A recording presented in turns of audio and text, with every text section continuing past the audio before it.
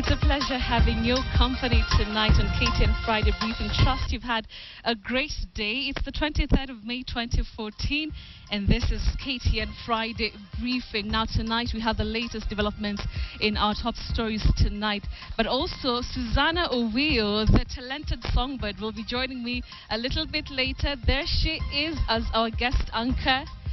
Quite exciting times here on Friday Briefing. You need to catch up with us on that. Now there is a guitar right in front of my set, and that is a guitar that she's going to be giving out to one of our lucky viewers. You need to stay tuned and just know that how you can be able to have that beautiful guitar. Susanna Owio is in the house. Also remember that Willis the Word Master is on standby in Kisumu County. Willis, great to see you. Looking forward to our lesson tonight, hoping that you'll be able to learn a thing or two about different pronunciations. Thank you very much for joining us. Let's have our top stories tonight. Well, we start with a surprising turn of events in the saga of the missing Embu speaker, Mate Kariuki. Kariuki was this morning found alive in Limuru and rushed to hospital in Nairobi, where he is currently receiving treatment. Police say he was brought to the Gigiri police station at midnight, ending the week of anxiety since his disappearance was reported. Na bibi yake. It has been a long week for Embu County Assembly Speaker Justice Kariuki Mate, a week that ended with him in hospital, where he was reunited with his family and his colleagues, holding his children close after the ordeal of the last week. Mate went missing on Monday from a Nairobi hotel. A car picked him up and sped off, setting off a week of frantic searching. What transpired between Monday's meeting and his discovery in the wee hours of this morning, only the speaker can tell, and he would choose not to speak just yet, leaving it to close friends to relay limited information about his disappearance. Let them stay there.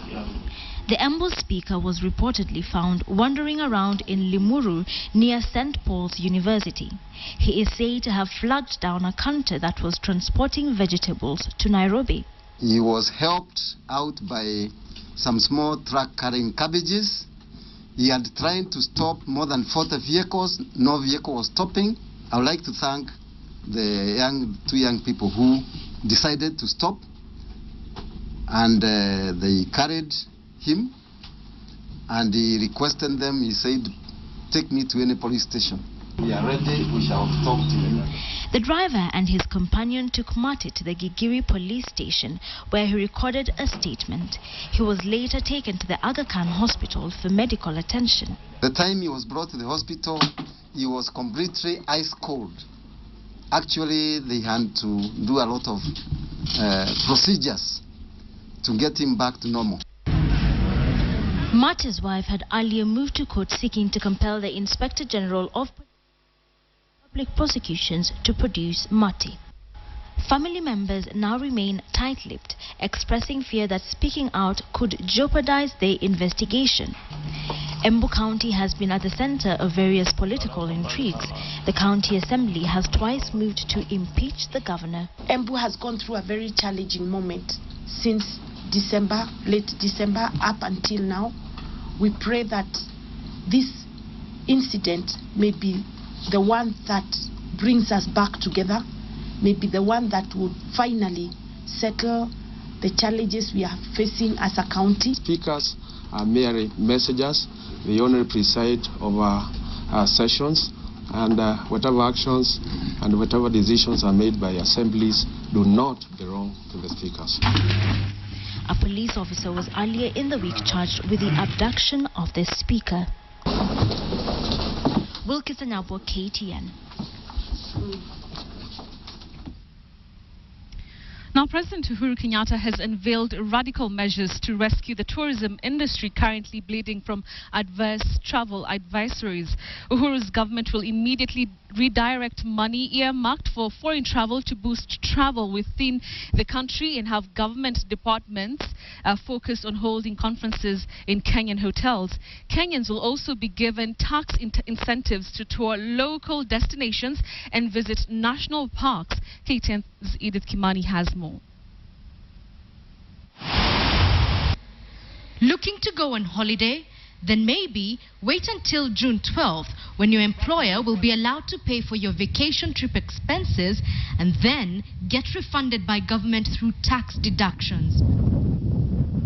Sounds unbelievable, but so do most of the ambitious plans President Uhuru Kenyatta announced today to stimulate the recovery of the bruised tourism sector. 25,000 Kenyans, it is hoped, will be spending at least a week's holiday every month on their employer's tab. And that is just the first of a 9-point plan. Second, with effect from the 29th of May, all air ticketing services supplied by travel agents shall be exempt under the VAT Act 2013 so as to enhance our competitiveness in the region. On this issue, the president was not clear if this would apply to both domestic and international tourists. But by the time he was getting to point number 6, it was clear as day how much he wanted to see the sector's engines rumbling once again. The government has with immediate effect revoked the National Treasury Circular restricting the public service from holding conferences and other meetings in private hotels. It will now be possible for the public sector to hold conferences and meetings in private hotels throughout the country as and when the need arises. A move that tourism industry players have no doubt lauded, but one that is seen as President Uhuru backtracking on austerity measures which he introduced to check government spending. So where will the money come from? The answer may lie in this next point. All budgetary resources at the national government earmarked for foreign travel will, where possible, in supplementary to, be relocated to domestic travel to further give impetus to tourism sector recovery. Then there was perhaps the most controversial of the measures. All outstanding income tax-related refunds, amounts owed to the tourism industry players, will be paid out by the Kenya Revenue Authority no later than next week, Thursday, the 29th of May 2014. Observers have already moved to warn that this may create a bad precedent for other fledgling sectors that have been asking for government support in form of tax refunds. But the president says these are just short-term measures and a task force will be implemented to draft a strategy to address underlying problems in the industry. But for now, while the sun shines, the president is basically saying to Kenyans, make hay. Edith Kimani, KTN. Well, and that story by Edith Kimani is our focus of our big question tonight. And we're asking, do you think Uhuru's plan to replace fleeing tourists with locals will succeed? Do you think that plan by President Uhuru Kenyatta to replace fleeing tourists with locals will succeed? Our hashtag tonight is Rescue Tourism. You can also tweet me at Betty Callow or with another hashtag Friday Briefing, and we'll be sampling your comments and views as we move along. Now, the tourism sector has finally received what many would call a shot in the arm, with the government drawing up an ambitious recovery plan. Now, the plan is simple: to get as many Kenyans as possible traveling to fill the void that has been left by international visitors. But will this new strategy work? KTN's Michael Karanja explains. It was a difficult scene to watch as thousands of tourists packed their bags and left their vacations midstream to return home. This was as a result of a string of travel advisories that saw a number of tour operators cancel their clients' holidays. This, as expected, left a bitter taste in the mouths of industry players.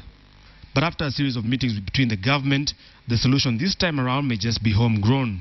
The government will effect from 12th of June, subject to the approval of Parliament, measures that will allow all corporate and business entities to pay vacation trip expenses for their staff on annual leave in Kenya and to deduct such expenses from their taxes.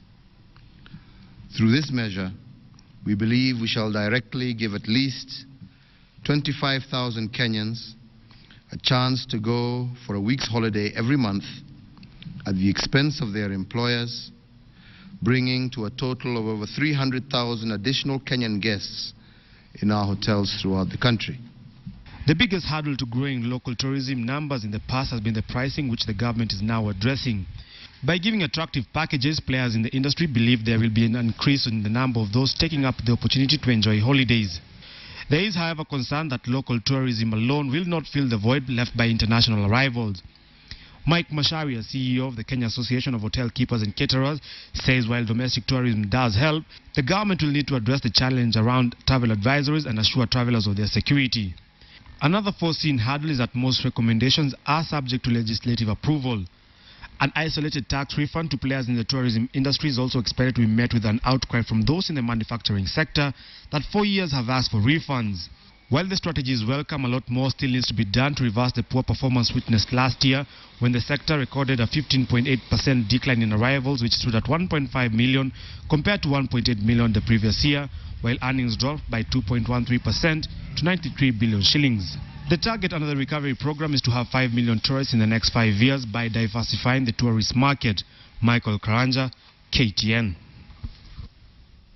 Now, the Uasin Gishu Governor Jackson Mandago clashed with the Wareng Assistant County Commissioner when the governor led residents of Cheptiret in blocking the busy Eldoret-Nakuru Nairobi highway. The governor's intention was to push the Kenya National Highways Authority officials to construct a parking space in Tamak, the Cheptiret Market Center. Masikandia reports. The busy Eldoret-Nakuru highway was at a standstill for over 5 hours, a snarl-up of traffic caused by the Uasin Gishu County Governor Jackson Mandago. Using 2 county government lorries, Mandago obstructed traffic along the highway, completely paralyzing transport. They are supposed to do this parking. The stories now they are telling us is now there will be no parking in Cheptiret. At the Cheptiret, there are problems. Which problems? The Uasin Gishu County Governor expressed his concern that Kenha was not doing enough in their corporate social responsibility to the community, including the construction of a parking space and tamaking of the Cheptiret Market Center.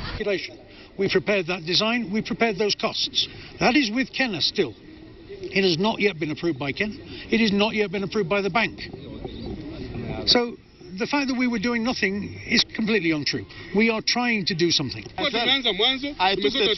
Wareng Assistant County Commissioner Saif Matata was left at the center of the chaos as he acted as the mediator between the governor and the Kenha engineers when communication hit the wall. Not respecting the authority of the governor. He thinks I was here to waste time. Wana DC. Na uwezi kuja hapa kutufanyia PR ya karatasi. Hii maneno ya UDC ya zamani muache. That's what I'm telling you.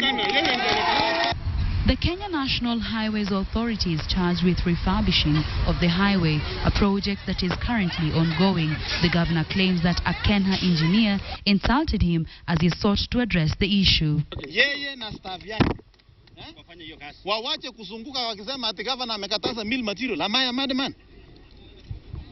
Mwingine anaitwa Ndiema hapa anazunguka. Mimi ninasema huyo Ndiema hawezi fanya kazi kwa hii county. Na tumekataa. Wamhamishe. Wezi kuja hapa kuambia raia nimekataa. The Kenha consultant who was caught up in the row explained that his company had provided 150 trucks of mill materials towards the construction of a parking lot. Mandago, who could not take the explanation, ordered the Kenha official to stop delay tactics, asking him to commence on constructing the parking space immediately. Leo ni tarehe ngapi? At 7 days from now. Should be ready. By 1st June, if we don't have, then they will not continue with the road. Now, they will have to come and do the design and the parkings until it is complete, then they can continue with the highway. Meanwhile, enraged motorists stuck in the traffic snarl-up along the highway expressed anger and irritation over the matter. Ukiangalia hizo magari kuna zingine zinaenda mbali, zimebeba vitu. The highway was finally reopened at 5 p.m. Masikandia, KTN, Uasin Gishu County. Now, a family in Nairobi is agonizing on the whereabouts of their breadwinner, Joseph Mbogwa Mwaura, who was abducted on Mombasa Road 3 weeks ago. Now, CCTV footage availed to KTN shows Mbogwa being kidnapped by some unidentified people and bundled into a car that sped off. Detectives are now investigating whether the abduction could be linked to a 105 million shillings fraud case Mbogwa was involved in. Patrick Amimo reports. On the morning of April 30th last month, 38-year-old Joseph Mbogwa Mwaura left his house near Timol, Langata, in the company of 35-year-old Teresia Njeri Kungu. They left in Mbogwa's car. Mbogwa had employed Njeri to assist in the mushroom farming venture, which he had started in Syokimau almost a year ago. This was after Njeri was sacked by her employer, Eastmart Stores, where Mbogwa also worked as a senior manager. I used to live in Maradaima, and she was a former colleague to my husband. After some months, she was also sacked. And since she didn't have something to do and my husband was growing mushrooms, he decided to tell her to just come. They do the business, they help each other, but she'll be living here. Tulipokuwa pale tukinywa chai, huyo Njeri akapigiwa simu na mtu na hatukujua nani, akamwambia kujibu kwake alimjibu tupatie about 20 minutes tutakuwa tumefika pale. The CCTV footage in our possession shows Mbogwa's car checking in at Parkside Towers on Mombasa Road, where he went to withdraw some cash. There is also a Subaru car that was trailing him. The Subaru is later spotted being driven into a nearby petrol station using the exit point and is parked strategically on the petrol station's entrance. 3 occupants leave the car and walk towards Parkside Towers, where Mbogwa had pulled in. One person gets inside the compound to monitor Mbogwa's activities. As Mbogwa's car leaves, the 3 men are seen running towards the Subaru car that was strategically parked at the petrol station and leave using the wrong exit. Mbogwa's next stop is Chomazon Petrol Station on Mombasa Road near Imara Daima Estate. Here, the Subaru car that was trailing Mbogwa is seen parking while Mbogwa goes to the air pressure pump. Njeri is seen walking out of Mbogwa's car, allegedly to the washrooms. But as Njeri leaves, a group of men in the Subaru that was trailing Mbogwa's car join another group that was in a silver-colored car and move towards Mbogwa. Mbogwa is suddenly ambushed by the men and bundled into a waiting car that speeds off with him to an unknown destination. Njeri reports the incident to Mbogwa's wife. There are 2 vehicles waiting, and then when he comes to put the pressure, ndio anatoka kwenda washroom, and then that car that picked him comes in. That's the only question. Is it what a coincidence? Njeri accompanied Mercy to Embakasi police station where they recorded statements on the incident. And in a strange twist of events, Njeri, whom they used to live with, never returned to their house where she had been accommodated for almost 1 year. None of her numbers are going through, apart from, when was that? 11th, on Sunday. 11th, she called me with a different number, and she told me she needed to get her things. I wanted to know from Mercy how their 1-year stay with Njeri in the house was. She behaved ilikuwa very different. Na vile hata tulirudi nyumbani, the body language could tell maybe there is something she knows.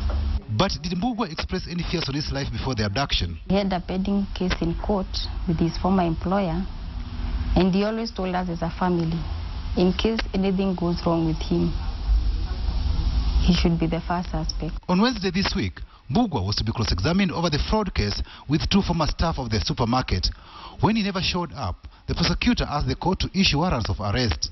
And here is a mother's appeal to whoever could be holding her son. Ningeuliza serikali na Mungu mwenyewe ambaye anajua sirini mahali Mbogwa ako, atupatie Mbogwa aturudi akiwa hai. Patrick Amimo, KTN.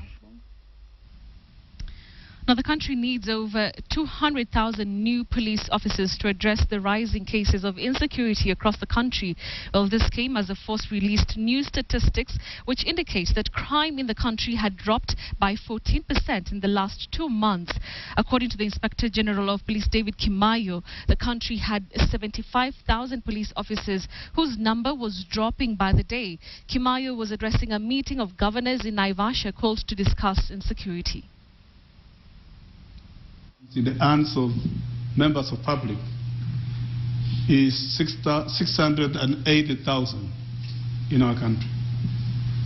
And we went by county and district by district. And if I may give you a good example of Samburu County,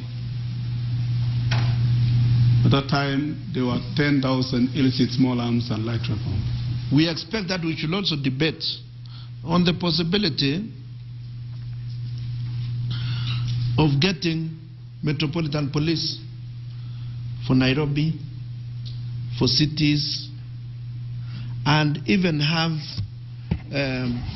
security based at the counties or attached to the counties. Now, many parents and prospective parents, but rather wishing to adopt a child, are usually held back by fear that stems from lack of knowledge of the adoption process. As KTN's Habiba Ali found out, there are many babies in children's homes waiting for foster parents to take that bold step. But what does it take to adopt? Take a look. At only 2.5 years, Rita Wanjiku has become the center of her mother's life. Probably any other parents feel the same way. But Marcy's special connection with her daughter partly stems from what she went through to get the child. It took a fairly long time. There were some issues that the Child Welfare Society of Kenya were trying to resolve, and they had stopped any activity during that time. For me to get to know that meant I had to wait for quite a while, and so I kept calling to find out how far the process had gone. But the adoption process is a mystery for most potential adoptive parents. Even some of those who are knowledgeable still find the process quite complicated. It has 5 major steps. First is the orientation meeting, where you pay a visit to the Adoption Society for an inquiry. They explain to you the process of adoption and tell you the requirements as well. You get an application form to fill at this point. Next is the home meeting. This is to ascertain the family situation of the adoptive parents, security and safety of the area, the motivation behind the adoption, and the adopter's ideals and the expectations of the child. Third step is the matching and placement. There is introduction and bonding between the adoptive parents and the child at this stage. The child is then released to the care of the adopters if it's evaluated that bonding has been successful. Next is the fostering stage, where you showcase your parenting skills. The adopters are required to nurture the child for a mandatory period of 3 months. A social worker checks on the progress. After this, the legal process is initiated. The court has 3 processes. After this, the legal process is initiated. The court process has 3 phases. The first time, it's you go to court for the court to appoint someone called a guardian ad litem. In Swahili, you could say rafiki wa mtoto. And guardian ad litem, that's not an English name. And the role of the guardian ad litem is to safeguard the interests of a child within a family. The guardian ad litem is required to report on how the child is doing. At this stage, the Adoption Society is also required to do a fresh assessment of the parents and file a report. Basically is going through all those reports, and it is done in the sense that a representative of the society has to be there in court, and then also a representative from the Director of Children's Services Office and the guardian ad litem. Then the judge gives a ruling. The lawyer again goes back to the registry. That is when they get the order typed. Then after it is typed, it is taken to the registrar of births and deaths. That is the one that gives the birth certificate. The lawyer then serves the Adoption Society with the certificate, bringing to an end the adoption process. But what happens to a family that cannot afford a lawyer and yet would want to adopt? Then we organize what we call self-representation trainings. These are training that we organize for our adoptive parents who feel, for one reason or another, they may be a bit constrained to go and see a lawyer and take up the services of the lawyer in formalizing the adoption process. According to Peru, the requirements one needs to meet to adopt a baby are not very restrictive. You must have been married for at least 3 years if a couple, be between the ages of 25 and 65, and be at least 21 years older than the child. Other requirements are a comprehensive medical report, 3 people who know the applicants well, a letter from the chief to confirm where the applicant resides, bank statements, pay slips, and assets to prove that there is income in the family. Also needed is a letter from a religious body and 2 mandatory full-size recent photos. Interestingly, the photo is to match the looks of the baby with that of the adoptive parent. A totally normal single man is not allowed to adopt a girl. The same applies for a totally normal single lady. Reasons? Assuming I'm 25 today, and I get to adopt as a single man, I adopt a child that is 4 years, and I start living with the child. By the time I get to 40, she'll have grown up, and I'm not married. And I may start thinking, after all, this is not my child. Peru, however, says that 95% of adoption applications in the country are successful. The stigma that was previously associated with adoption is slowly fading. The practice is becoming increasingly common, with more and more people coming forward to adopt every day. Habiba Ali, KTN, Nairobi. Thank you, Habiba, for that very nice story. Let me now bring in my guest anchor, Susanna Owiyo. Susanna, have you ever thought of adopting? Adopting, not really, but I think people should be allowed to adopt. I think they should have that right to adopt because there are many children out there in the orphanage homes, you know, and I don't think if there's a big deal, you know, it's not a big deal, and there are many given a chance. I mean, given a chance, I don't mind adopting myself. Never thought about it though. You look really nice today. Thank you. I mean, you never grow old. Oh my, which is a good thing. I mean, you have to tell us the secrets. Well, it's very simple. Exercise, watch what you eat. Yes. Yeah. Exercise and watch what you eat. Me and my music, I exercise almost every other day. You know? Yeah. That's nice. You look really nice. Thank you. Then you have a guitar here, a beautiful one that I'm seeing people already asking for it, but there's of course a catch. You know, we want to give it to our viewers. Yes, yes. What inspired you to bring this? I think this is the best gift you've given people. Yeah, I think our viewers ever. From my story when I was starting my career. Yes. And I know many musicians out there, they don't have the opportunity or the platform. You know, maybe you're aspiring to be a guitar player, and you don't have the guitar, so you keep on borrowing. Yeah. And just looking back from my story, it's something I've been keeping for a while. Yes. And when you called me for your show tonight, and I said, why not? Why not? Yeah, I mean, it's special. I mean, like, very special to me. All right. Yeah. Could you give us something small, you know, maybe Kisumu 100? I love that song as we go into the break. Wow, okay. Yeah.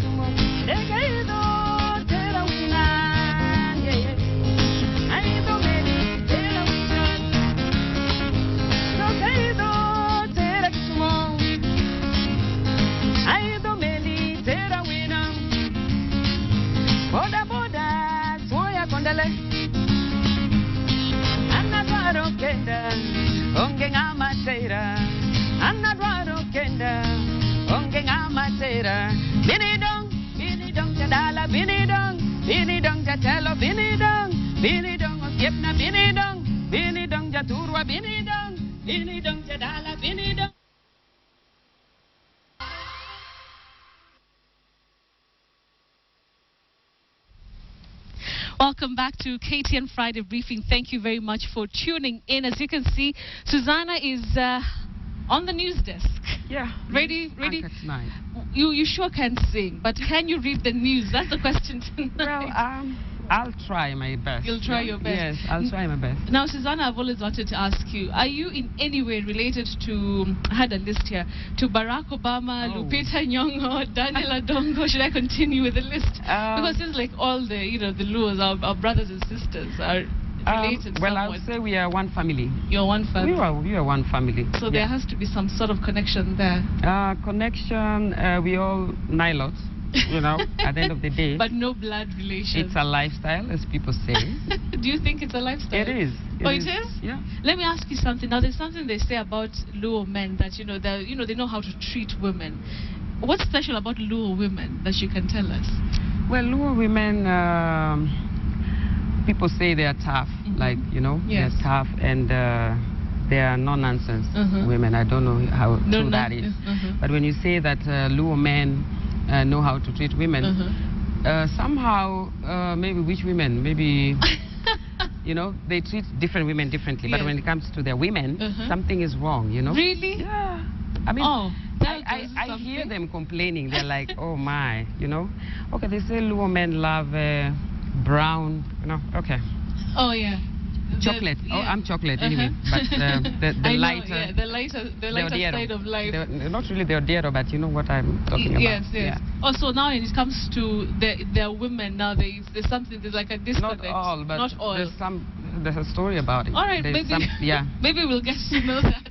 Yeah. Now you have a very beautiful guitar that you want to give out. Yes. What should we ask our viewers? That we had bantered about something that we should ask them. Oh, very simple. Yeah. Actually, it's very simple. This is actually the camera. It's actually very simple. Just give me a list of 5 songs from either of my albums, any of my albums. All right. A list of 5 songs that you know from either of my albums, but they have to be 5. They have to be 5 for you to win the guitar. Exactly. What kind of a guitar is it? It's an acoustic. It's an acoustic. Yeah, and it's actually the brand is Yamaha. Never been used. Never been used. Yeah, never been used. It's brand new. Okay. And all you need is a jack to jack. A guitarist will know what I'm talking about. Okay, fine. There you go.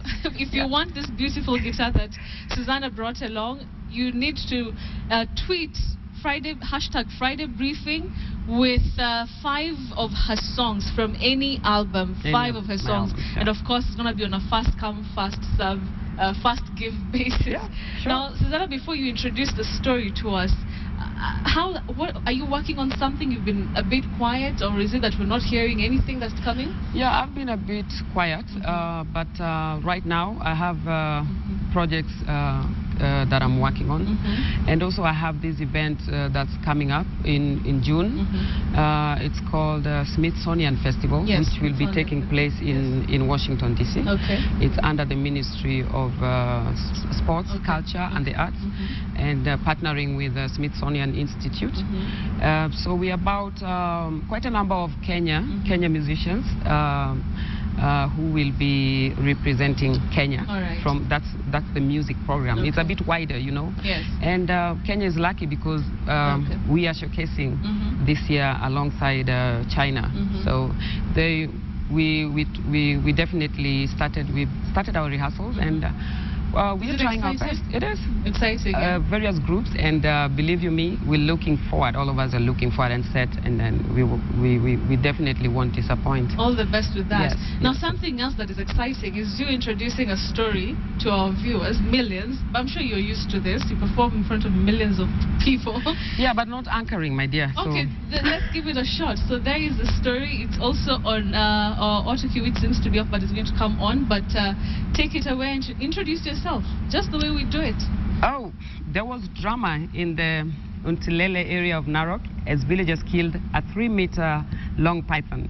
The villagers had reported to the Kenyan Wildlife Service that they had seen the python crossing the road at the Pinyilili Hills, a spot where many road accidents have occurred. Residents decided to take matters into their own hands when KWS officers failed to turn up. The residents associated the serpent with the numerous accidents that have happened in the area. attempts to stop the residents from killing the snake were futile. Mnyama amevuka barabara hapa, na alipokuwa akivuka barabara wale ambao walipita barabara waliweza kuipata na wakaweza kuizuia kupiga. Kama hii nyoka sasa itakuwa hatari kwa mifugo zetu, kwa sababu ikitapakaa wende kawa manyumba siko karibu ama kwa maboma itaweza kula mbuzi ama watoto pia itaweza kula. Kwa hivyo hata sisi tunaona ni hatari sasa tukihifadhi mnyama kama huu.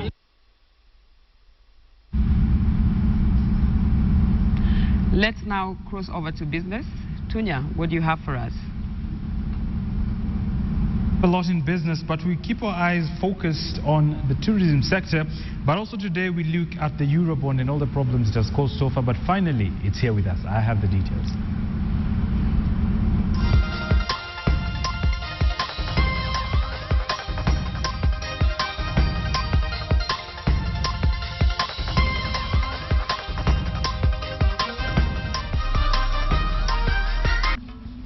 My name is Boni Tunya. This is business. The Kenya Private Sector Alliance KEPSA has thrown its weight behind the contentious payment of 1.4 billion shillings to Anglo leasing related firms.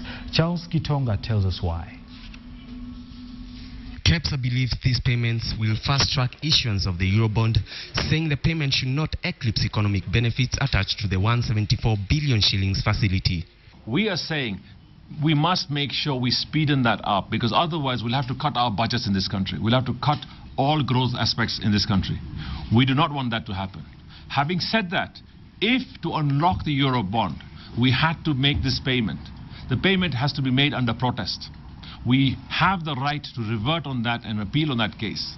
KEPSA is counting benefits of fiscal support, repayment of loans, taming of inflation rate, and stability of the currency. Kenya, they say, must take advantage of the goodwill afforded by the international community. The release of this crucial facility is key to improving our overall economy, indeed as we desire to grow as a nation. The matter has been under discussion for some time, and we must now open up our market. With the Anglo leasing firms freshly demanding an additional of 3.5 billion shillings, the alliance insists the government needs to urgently bring the culprits of the scandalous contracts to book. We are insisting that we need to bring whoever was responsible for that to book. If it means appealing, if it means going back, do that. Further delay on listing the sovereign board, they say, will be an obstruction from the desired path of economic growth. Charles Kitonga, KTN Business. Delayed rains could see Kenya revert to power rationing by October this year. According to power-producing firm KenGen, water levels at the Masinga Dam, key for Kenya's hydropower generation, have fallen. The water levels, KenGen say, have dropped to 1.04 billion cubic meters from the dam's capacity of 1.56 billion cubic meters. However, the firm says it hopes this situation will be averted if it manages to bring into the national grid the 280 megawatts geothermal power from the old carrier station. First geothermal plant was occasioned by lack of transmission capacity to connect the power that was required to facilitate the commissioning of that plant. There were challenges in getting the right of way, the way leaves, where that line could pass, and the delay in getting the power from the grid to the station to start the commissioning therefore meant that we could not bring in the first plant at the time that would have expected it to come in. Right, the Standard Group today celebrated its 96th annual general meeting, and here's what it's planning to do. The group plans to grow regional presence through partnerships. This is in addition to investments in ICT to boost its operations. Here is KTN's Philip Keitani. The 96th shareholders meeting of the media group was held at its headquarters, the Standard Group Center, along Mombasa Road. The meeting reviewed the group's performance and strategies going forward. Despite a good run in the year, Group CEO Sam Sholay noted that the industry was still faced with challenges, among them digital migration, but was determined to overcome. I think you will have been reading in the papers and watching on TV.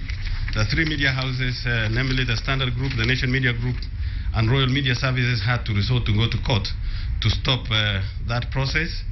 We were successful at the appeals court, which overturned the shutdown and allowed a much more structured process, and also instructed the licensing authority to issue a digital migration license to the 3 media houses.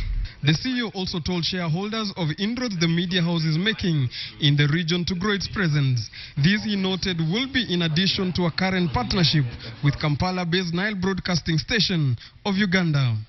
We've recently signed a MOU with a television station in Uganda that allows us to collaborate in content extension within the African market. We hope to do the same in Tanzania in the coming months, and hopefully also into Rwanda.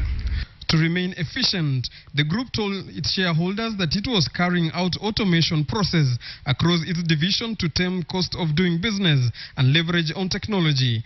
The group also launched 2 newspapers, the Nairobian and Gemietu, that continue to grow in readership, as well as relaunching Radio Maisha. We are making investments to automate our editorial and advertising processes, and to invest in an enterprise resource planning system that will allow us to create efficiency and increase productivity, save costs, and improve the quality of our products and services. Going forward, the company says it will be building on its recent momentum to grow its existing line of business, as well as cement its position in the regional media industry, more so on Radio Maisha, outdoor advertising, and standard digital. However, all these, the company noted, will only be successful if the current media laws are reviewed to create a robust industry. As you recall, towards the end of last year, there were a number of laws that were enacted governing the media industry.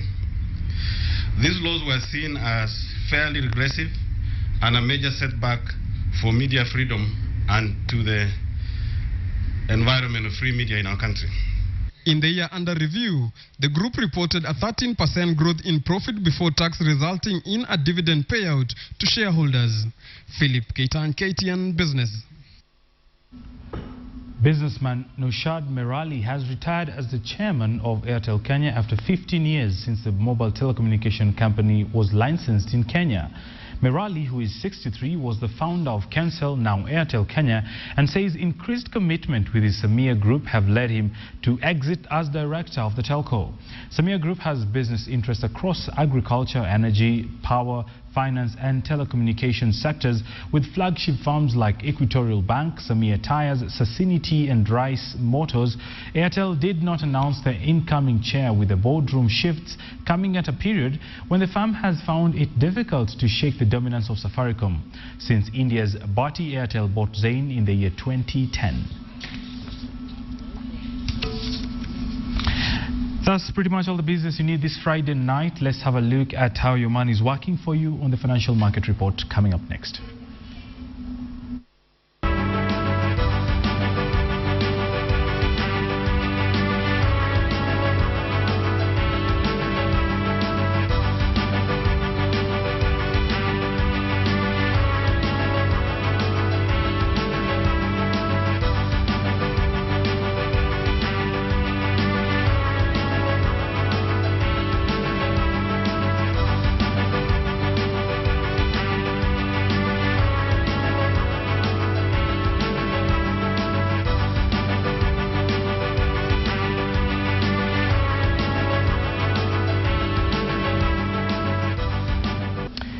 Well, my name is Boni Tunya and that's business. Till next week, good night.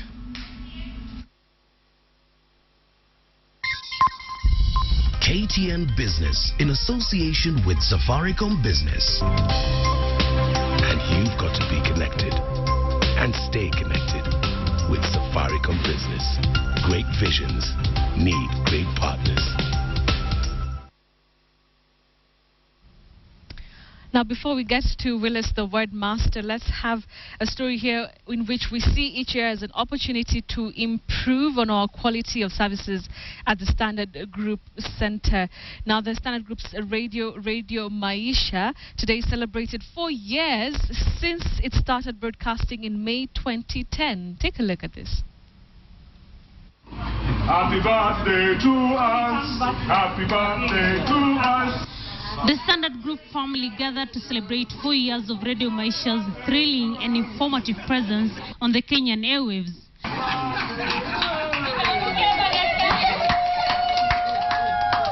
Speaking during the celebrations, the head of radio, Tom Japani, said that Radio Maisha has witnessed momentous growth in the last 1 year. We've actually moved from 6% to 20% of the market share. And so that is phenomenal growth for Radio Maisha. Last year alone, Radio Maisha rose from position 25 to position 8 nationally. Hiki ni kionjo tu, na mwaka wa 2014 ni mwaka ambao wenzetu ambao ni wale wengine katika redio zingine wanapaswa kukaa chonjo sana. Within the next 1 month, Radio Maisha is expected to reach 3 more counties, areas among them Taita Taveta. We wish Radio Maisha a happy birthday as they continue to educate, inform and entertain its listeners. Habiba Ali, KTN. A big congratulations to Radio Maisha. And to give us more insight about how big they've become is joining me in studio is Anthony Ndiema, who is the programs controller. Congratulations. Thank you. Where's my cake? We've actually, a 13 kilogram no cake. Excuse, please. There's no excuse, eh? Yeah. We will have a cake for you next week. Yeah, for me and my viewers on Friday briefing. The viewers, are you sure? 13 kgs. Wow. All right, congratulations, Ndiema. Thank you. But maybe you could just break it down very quickly for us. How big have you grown? We started Radio Maisha on 24th May 2010. So we're actually celebrating 4 years. But we are celebrating more because we relaunched last year at a time like this, and we have grown tremendously. Let me tell you, this is a success story. We were at about 1.2 million listeners at a time like this last year. Today we are having a listenership of about 4.5 million. Wow, that's more than that's about 3 times, more than 3 times. Yeah. And in terms of share, we've grown from 6% to 20%. And we've tremendously grown in those areas. And from position 25 to position 8. Position 25 to position 8 nationally. Nationally. There are many radio stations, Betty, many. Exactly. So being at that particular point within that time is an amazing story. So what's the future? I mean, right now you're doing so well, but looking ahead, what is it that you want to achieve in the near future? There are 2 things we are pegging our content on. Number 1 is the culture. And the culture, we're talking about music, we are talking about the talent we have. And most important, we're also talking about how do we become beneficial to the people who listen to us, making a difference in their lives. Yes. But number 2, we're also talking about democracy, being the watchdog in this society. And one of the things we've done is we've actually started, investigative on radio. It's never happened. We are starting it this coming week. And a major step that we are taking, anyone out there in this country who's never listened to Radio Maisha, by the end of June, will be able to listen to Radio Maisha. Because we are setting up 10 frequencies. Okay, wow. And the next, by the end of June, we'll be having all those frequencies so you can listen in. Those ones that have been you've not been very keen to get it, you will get it even better. The signal is going to be better. And what's the signal, the station? The station signal is 102.7. 102.7. Right here in Nairobi. All right. Thank you very much, Ndiema. All the best. Hope next year we'll be coming here with a bigger cake. 15 kgs. Right, we wish Radio Maisha all the best. It's now time for Mind Your Language with Willis the Word Master.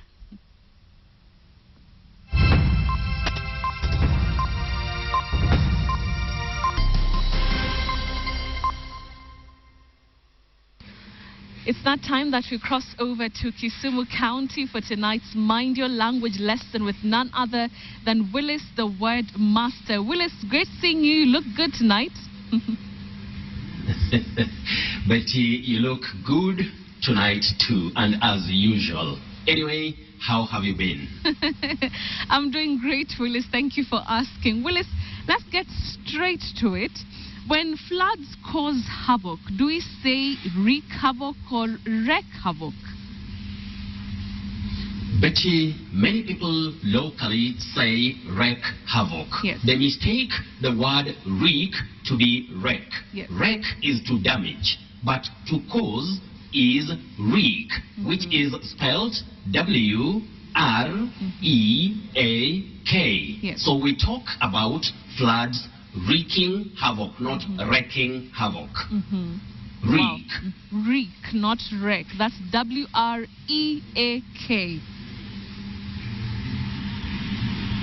Right, Willis. Okay, now let's move on to the second question. And tonight, I'm asking a series of explanations. We know when it comes to football, do we say commentary or commentary?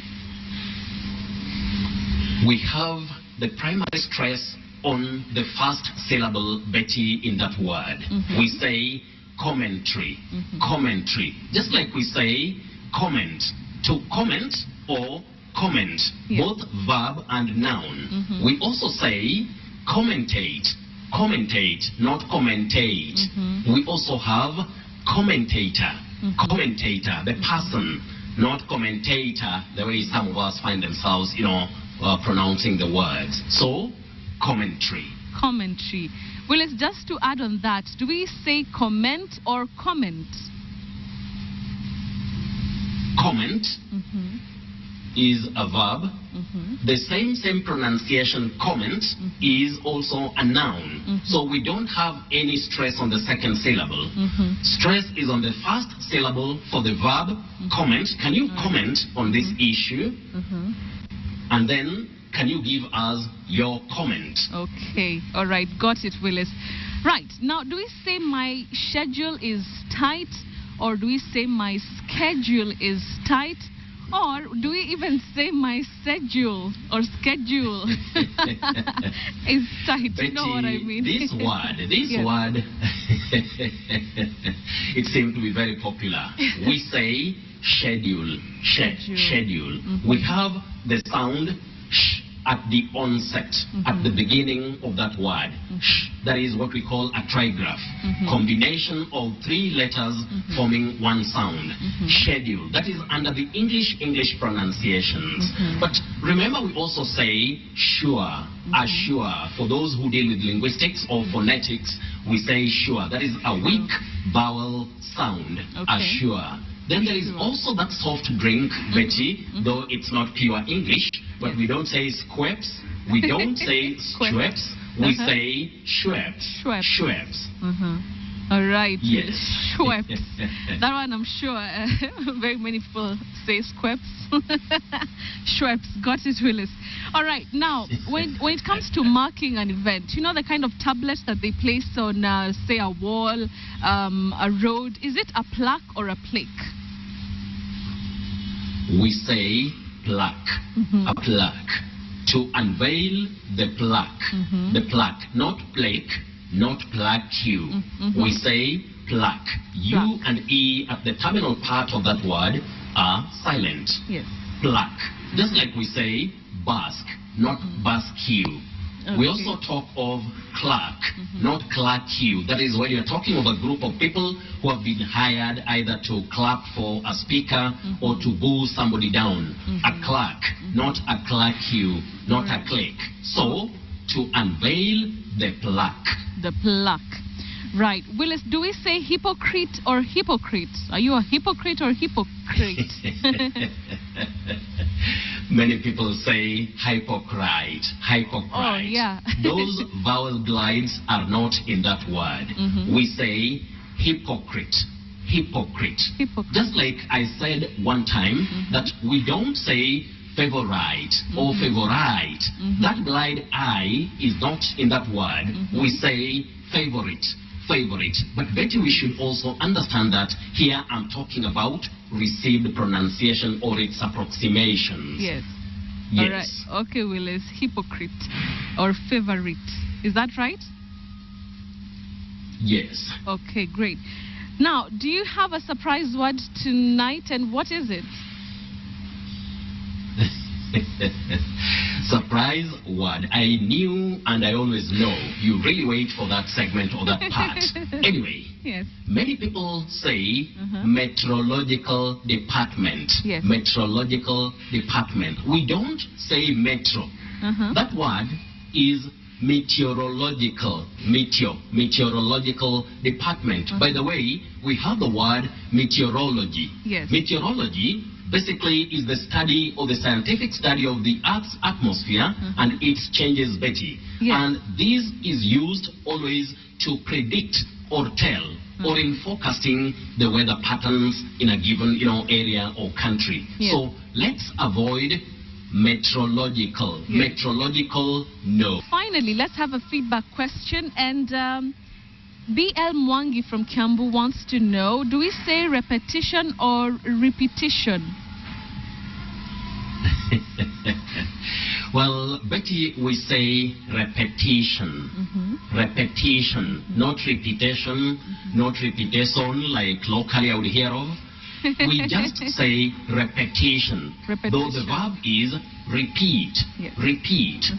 Repetition. Just like we say competition, not competition. Competition. All right. Then we also say definition. Yes. Definition, not definition. All right, Willis. Willis, always a pleasure having you on the show to teach us those troublesome English words. Do have a lovely weekend, Willis. Even you, Betty, I wish you a lovely weekend, but I've really loved the way you say question. Question. Not question. Not question. Question. Willis, the word master, coming to us live from Kisumu County. You can tweet him any questions that you have. He's Willis Ochieng 1. That has been Mind Your Language, only here on Friday Briefing.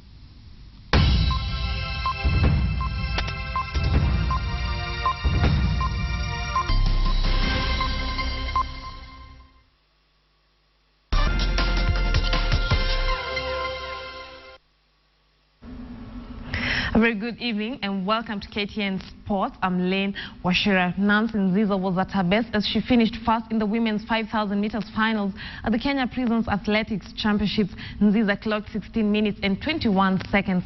Damaris Areba charged early to take the lead in the opening laps but failed to keep up to her own pace after 2,000 meters. The race turned to a seesaw affair between Violet Chemtai and Agnes Katunge. But then Chemtai settled for a second place after Katunge won the race.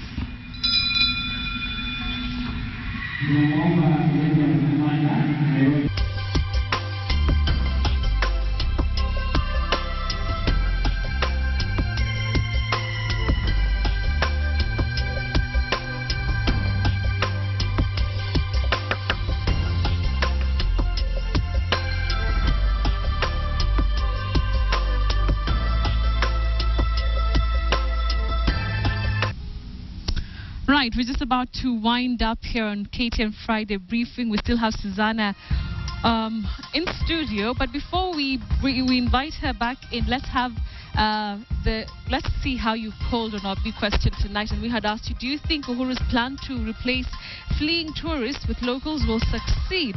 That has been our question, the big question tonight, our focus. And as you can see, 28% say yes and 72% say no. Thank you very much for your comments and of course for participating on our big question tonight. We're just about to wind up. Time is not on our side, but you cannot fail to bring in beautiful Susanna.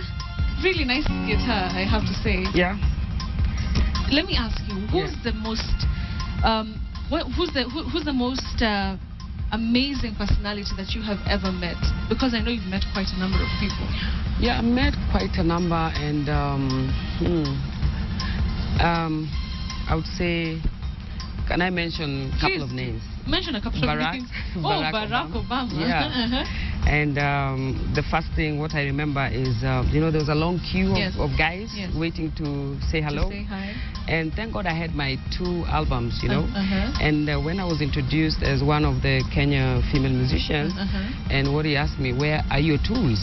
Really? Like, where are your tools of trade? Then I was ready, well prepared, like well equipped with my with my album, my 2 CDs, and I'm like, wherever he is, I'm sure he's listening to my album. He's listening to your album. Who else? Oprah. Oprah Winfrey. Yeah. Yeah, when I met her, that was in 2004, and she was really amazed with my dark skin. You know, like, oh my God, dark chocolate. I'm like, oh my God, is this woman going she's nuts? dark. You know, she's dark chocolate. You know, I think I'm a bit darker. You know, the darkest chocolate. You know. All right. The sweeter, the darker the berry, the sweeter the juice. That's something. Yeah, and interestingly, when I met her again. In London, that was in 2008 during Nelson Mandela concert. Yes. And that is after we had, you know, we went through the post-election violence and stuff. Yes.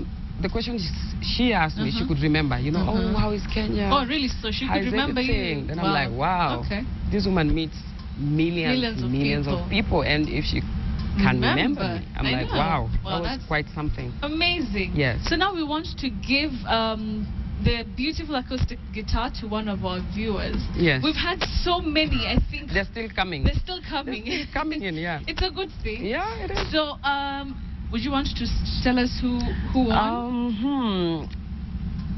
The winner is Mercy. Marianne. What is this? Marianne Mutundu. Oh, Marianne Mutundu. Yeah, it was between Mercy and Marianne. The reason why we voted for Mercy is she got the songs correctly. You know, even the spelling, I was checking the spelling mistakes or spelling errors. Yes, yes.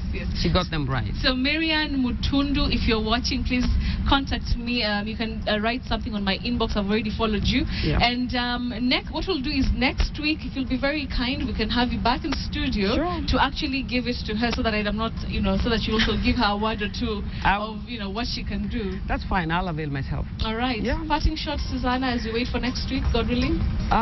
For me, well, I'm grateful to be here. Yes. It's kind of a hard task. This is unbelievable. But, well, at the end of the day, it's about challenging yourself. Yes. Life is about challenges. Yes. You know, you learn new things, and I'm open to that. All right. You know, and nothing is impossible. Everything is possible. All right, great. Yeah. Right, thank you very much for watching Friday Briefings. Thank you so much. We appreciate it. Have a lovely evening. I'm Betty Kialo. And I'm Susanna Wio. All right. Have a lovely weekend. All right. Take it away with some beautiful music.